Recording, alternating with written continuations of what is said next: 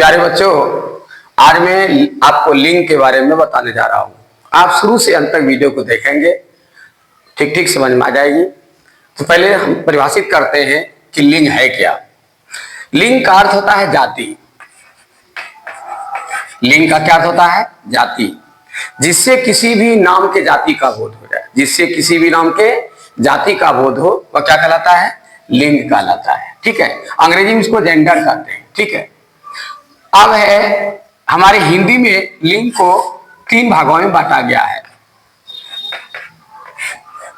एक होता है पुल्लिंग, दूसरा होता है स्त्रीलिंग और तीसरा होता है उभयलिंग। ठीक है, जिससे पुरुष जाति का बोध वह पुल्लिंग कहलाता है, जिससे स्त्री जाति का बोध वह स्त्रीलिंग कहलाता है, और जिससे स्त्रीलिंग और पुल्लिंग दोनों का बोध उभयलिंग कहलाता है। उदाहरण के लिए जैसे लड़का है, ये पुल्लिंग होगी। गाय है, ये पुल्लिंग है। नहीं, गाय, बैल है, पुल्लिंग है। ठीक है, घोड़ा है, पुल्लिंग है। इसी का लड़की स्त्रीलिंग हो गया, बैल का गाय स्त्रीलिंग हो गया, घोड़ा का घोड़ी स्त्रीलिंग हो गया। ठीक है, कुछ ऐसा शब्द है जिससे दोनों का बोध होता है, जैसे शिक्षक। शिक्षक कहने से, शिक्षक से तो शिक्षिका हो जाती है, चलिए इसको छोड़ दीजिए। कुछ ऐसा चीज है जिसको कि बोलने के बाद दोनों का पता चल जाता है। माता पिता। माता पिता बोलने से उभय का अर्थ होता है दोनों। उभय बना दोनों, जिससे पुल्लिंग और स्त्रीलिंग दोनों का बोध। उभयलिंग किसको कहते हैं? जिससे पुल्लिंग और स्त्रीलिंग दोनों का बोध हो, उभयलिंग कहलाता है। ठीक है, जैसे विद्यार्थी। विद्यार्थी कहने के बाद चाहे लड़का हो या लड़की हो, सबका बोध हो जाता है, दोनों का बोध। इससे उभयलिंग होगा, दोनों का बोध हो। कुछ ऐसे शब्द हैं जो कि उससे दोनों का संबोधन हो जाता है, पुल्लिंग को भी और स्त्रीलिंग को भी संबोधित कर देते हैं। ठीक है ना, इसलिए वह उभयलिंग का अंतर्गत आता है। उसी तरह से और भी शब्द है, जैसे ग्राहक। दुकान पर ग्राहक गया, चाहे लेडीज हो या जेंट्स हो, वो ग्राहक ही कहलाएगा, उसमें दोनों आते हैं। इस तरह के बहुत ऐसे शब्द हैं जो उभयलिंग के अंतर्गत आते हैं। इसका मतलब हुआ जिसके स्त्रीलिंग और पुल्लिंग दोनों का बोध हो, उभयलिंग कहलाता है। अब तो समझ में आ गई होगी। अब कुछ ऐसे चीज है जिसका पुल्लिंग स्त्रीलिंग पहले से प्रकृति ने बना दिया है, और विद्वानों ने जब इसका शब्द का भंडार बनना शुरू किया तो उसमें वाक्य बनाने के क्रम में वाक्य की शुद्धता के लिए पुल्लिंग स्त्रीलिंग का जो है ध्यान देना शुरू कर दिया, ताकि हमारी भाषा परिशुद्ध हो। ठीक है, इसलिए उन्होंने क्या किया कि भाषा में अनेक प्रकार के शब्दों को प्रयोग करने के लिए पुल्लिंग स्त्रीलिंग को नजर पर रखते हुए प्रयोग किया। इसलिए कुछ शब्दों का उन्होंने नियम बना दिया है कि हम उसको पुल्लिंग की तरफ प्रयोग करेंगे और स्त्रीलिंग की तरफ प्रयोग करेंगे। किस तरह करेंगे जो भाषा शुद्ध हो, इसके लिए उन्होंने कुछ नियम बना दिया है, जिसके अंतर्गत नियम के तहत उसको हम रख करके उसको प्रयोग करते हैं तो वह भाषा की शुद्धता को प्रकट कर देती है। तो आइए, वह कौन सा नियम है, मैं कुछ नियमों को आपको बताने जा रहा हूं, जिससे पता चल जाएगा कि पुल्लिंग स्त्रीलिंग कैसे हम जानेंगे। इसी को अंग्रेजी में पहले बता रहा हूं, संस्कृत में, इसी को संस्कृत में भी 3 लिंगों में माना गया है। एक पुल्लिंग, दूसरा स्त्रीलिंग और तीसरा नपुंसक लिंग। ठीक है, नपुंसक लिंग एक तो बढ़ जाता है। ठीक है, वहां उभयलिंग था, नपुंसक लिंग था। नपुंसक लिंग में क्या आता है, यहाँ न यह स्त्रीलिंग है न यह पुल्लिंग है। जैसे फूल, क्या कहेंगे, ना पुल्लिंग कर सकते हैं ना स्त्रीलिंग कर सकते हैं। इस तरह का बहुत ऐसा सब संस्कृत में है जो कि ना पुल्लिंग है ना स्त्रीलिंग, उसको नपुंसक लिंग अंतर्गत लाया गया है। और स्त्रीलिंग पुल्लिंग का तो वही परिभाषा है। अंग्रेजी में इसको 4 भेद बताया गया है, एक पुल्लिंग, एक स्त्रीलिंग, दूसरा नपुंसक लिंग और तीसरा है आपका उभयलिंग।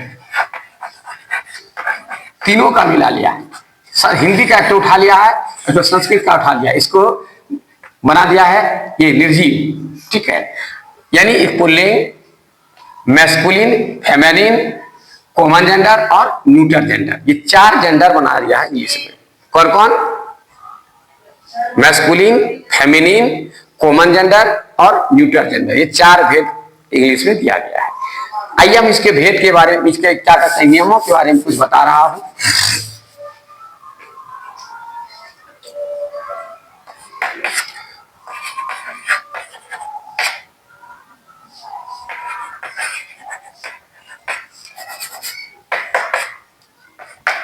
पहला,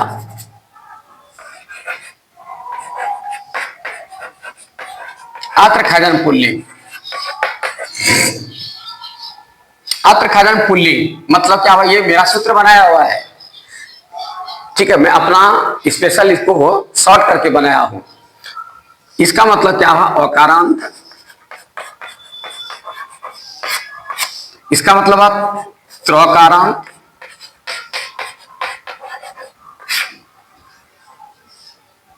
इसका मतलब आ खकारांत, उसके मतलब हुआ जकारांत, इसके बाद है नकारांत। यानी जिस शब्द के अंत में अ हो, जिस शब्द के अंत में त्र हो, जिस शब्द के अंत में ख हो, जिस शब्द के अंत में ज हो, जिस शब्द में न हो, ये सारे पुल्लिंग होते हैं। जैसे बालक, इसे कुछ नहीं है, दास, इसे कुछ नहीं है तो अ का उच्चारण हो रहा है, सब में अ का उच्चारण हो रहा है, ठीक है, ठीक है, तो अकारांत हो गया, ये पुल्लिंग है। त्र जैसे पत्र, अंतिम त्र है, ठीक है, पत्र, सत्र,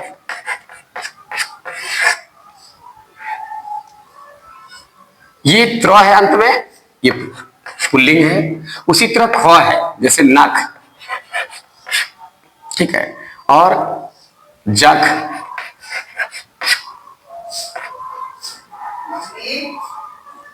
ये क्या है, अंत में ख है, ये पुल्लिंग शब्द है।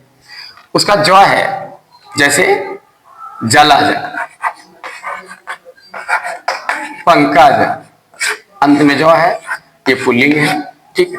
उसी तरह नकारांत है, जैसे नयन, ठीक है, पवन, अंत में नौ है, ये सब पुल्लिंग है।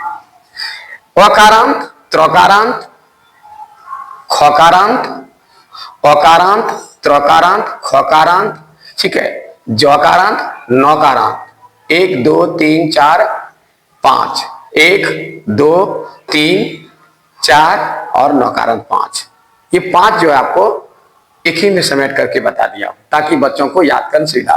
अलग अलग नियम किताब में दिया गया है, मैं सबको मिलाकर लिख दिया सीधा। अत्र खजन पुल्लिंग, इसको दिमाग में रखिएगा, अत्र खजन पुल्लिंग, अकारांत, त्रकारांत, खकारांत, जकारांत, नकारांत, ये सारा पुल्लिंग के अंतर्गत आता है। जहां भी इस तरह का शब्द देखेंगे उसको आप पुल्लिंग के तरफ प्रयोग करेंगे या पुल्लिंग के अंतर्गत रखेंगे उसको।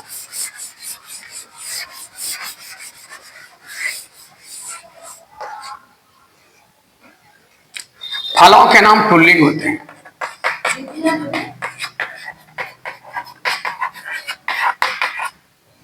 फलों के नाम पुल्लिंग होते हैं, ठीक है।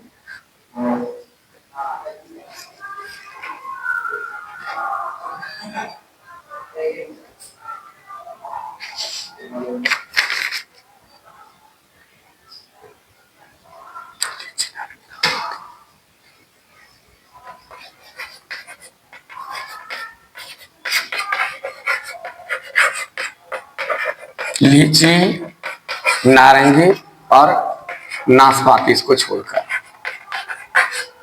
ये सब स्त्रीलिंग है। ये 3 लीची, नारंगी और नाशपाती को छोड़कर सब में दीर्घिकारांत है। ये तीनों को छोड़ करके सारे जितने भी फल हैं, ठीक है, आम, ठीक है, अमरूद,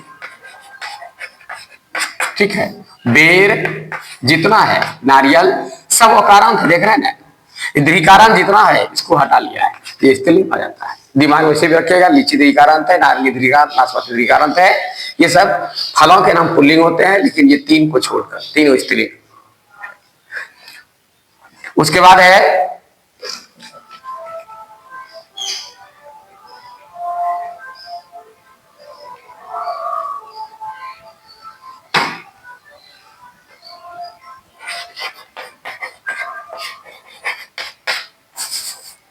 धातुओं के नाम पुल्लिंग होते हैं। धातु क्या हुआ? मेटल, जैसे सोना, हीरा, मोती, जवाहरात, ये सब क्या है? पुल्लिंग है। एक अपवाद में है स्त्रीलिंग, ये अपवाद में है आपका चांदी, ये चांदी आपका स्त्रीलिंग है। चांदी को छोड़कर जितने भी धातु, रत्नों के नाम, रत्नों के नाम पुल्लिंग होते हैं। रत्न कीमती जो होता है, जितो कीमती धातु इसको रत्न कहते हैं, जो कीमती धातु उसको क्या कहते हैं? रत्न कहते हैं। तो रत्नों के नाम पुल्लिंग होते हैं, सिर्फ किसको छोड़कर? चांदी को छोड़कर। ये चांदी क्या है? आपका स्त्रीलिंग है।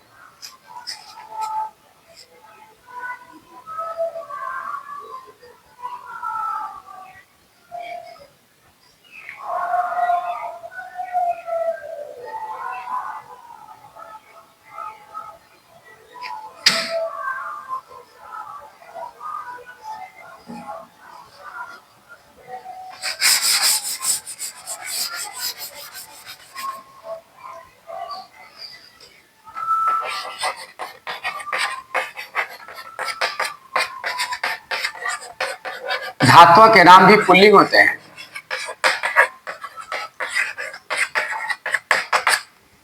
जैसे हुआ लोहा, अभ्रक, ठीक है। उसके बाद हुआ एल्युमिनियम,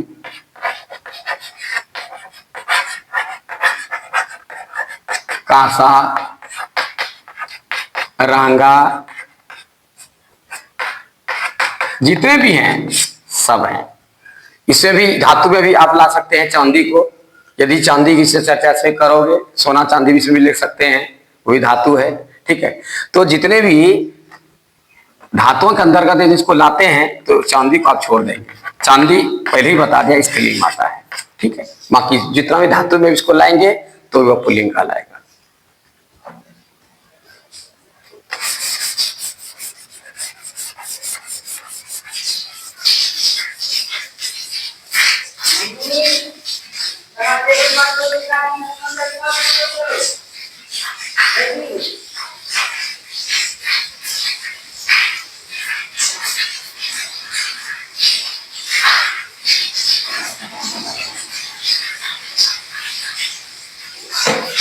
अनाजों के नाम पुल्लिंग होते हैं।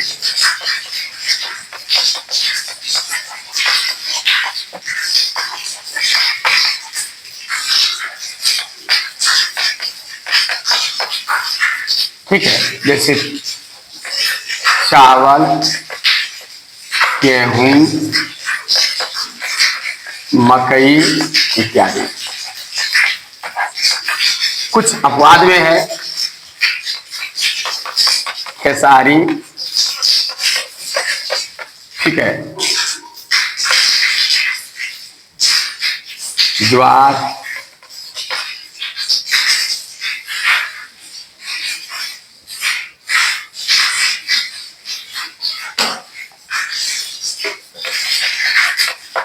मूंग, अरहर इत्यादि। ये स्त्रीलिंग के अंतर्गत आते हैं। बाकी इसको छोड़कर, ठीक है, इतने हैं। इसमें से एक और हो सकता है, इसको छोड़कर जितने भी अनाज हैं सब जो है पुल्लिंग होते हैं। उसके बाद है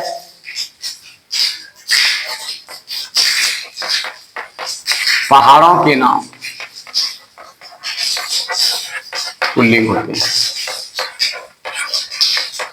जितना ये पहाड़ है सब के सब पुल्लिंग हैं।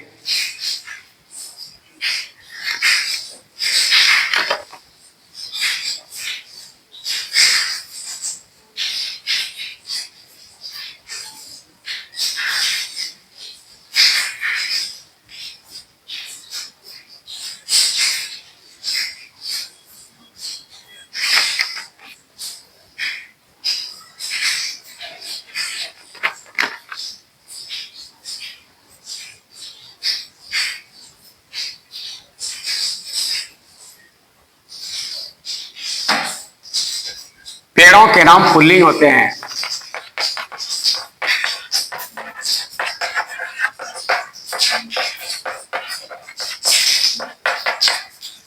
जितने भी पेड़ हैं सब पुल्लिंग होते हैं। ठीक है, आपकी सेवा में ये थोड़ा मैं बताया, फिर आगे अगले वीडियो में बताऊंगा। तब तक के लिए मुझे इजाजत दीजिए। धन्यवाद।